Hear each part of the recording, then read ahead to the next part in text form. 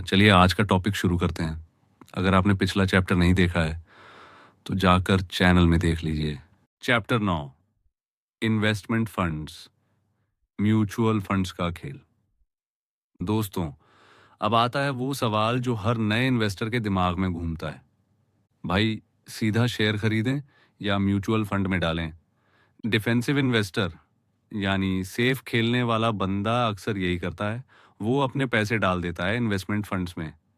अब इसमें भी दो प्रकार होते हैं। ओपन एंड फंड्स, जिन्हें हम और तू आसान भाषा में म्यूचुअल फंड्स बोलते हैं। इसमें तू कभी भी अपने पैसे निकाल सकता है नेट एसेट वैल्यू NAV पर। हर रोज नए शेयर बिकते हैं, सेल्समैन डोरबेल बजाते फिरते हैं, सर म्यूचुअल फंड ले लीजिए। क्लोज्ड एंड फंड्स, इसमें शेयर फिक्स रहते हैं, लिमिटेड होते हैं। तू इसे शेयर मार्केट से खरीदता है, जैसे कोई नॉर्मल कंपनी का शेयर। सुन, 1970 में पूरे 383 फंड थे जिनकी वैल्यू थी 54 अरब डॉलर से ज्यादा। आज के टाइम पर तो ये इंडस्ट्री और भी बड़ी हो चुकी है। फंड्स भी अलग अलग टाइप के होते हैं। बैलेंस्ड फंड्स, जिनमें स्टॉक्स प्लस बॉन्ड्स मिक्स होते हैं, थोड़ा स्टॉक थोड़ा बॉन्ड, जैसे बैलेंस्ड थाली। स्टॉक फंड्स जो पूरा फोकस करते हैं इक्विटी पर। और फिर आते हैं bond funds, hedge funds, growth funds. नाम सुन के ही स्वैग लगता है, लेकिन असली फंडा सिंपल है। हर एक फंड का अपना ऑब्जेक्टिव होता है। ग्रोथ वाले फंड के नाम में भी ग्रोथ चिपका होता है, क्योंकि ये सिर्फ कैपिटल बढ़ाने के पीछे होते हैं। अब सुन मजेदार बात, कुछ फंड होते हैं लॉट फंड्स, मतलब सेल्समैन कमीशन के लिए तेरे पैसे से 8 से 9% एक्स्ट्रा काट लेंगे। और होते हैं नो लॉट फंड्स, ये बोलते हैं भाई हमको सिर्फ मैनेजमेंट फीस चाहिए, सेल्समैन नहीं भेजते। प्रॉब्लम बस ये है कि नो लॉट फंड्स का साइज आमतौर पर छोटा होता है।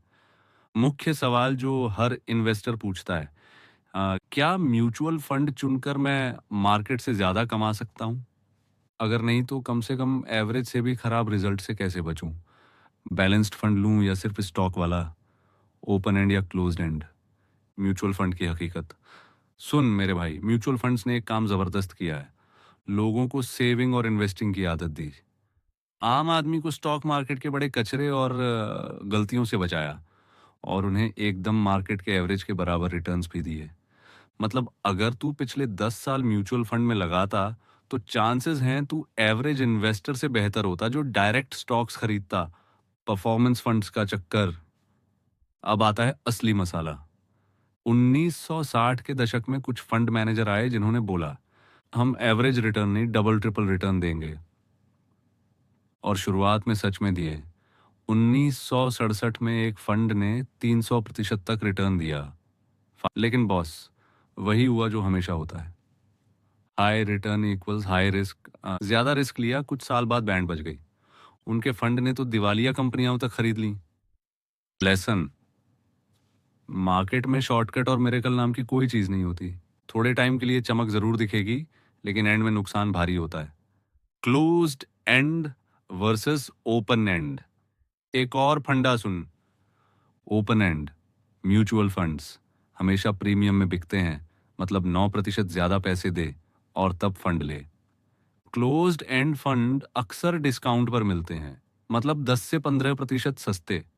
सिंपल लॉजिक, जब परफॉर्मेंस सेम मिल रही है तो क्यों ना सस्ता ऑप्शन लिया जाए। क्लोज्ड एंड फंड लेने वाला बंदा एकदम जुगाड़ू इन्वेस्टर होता है।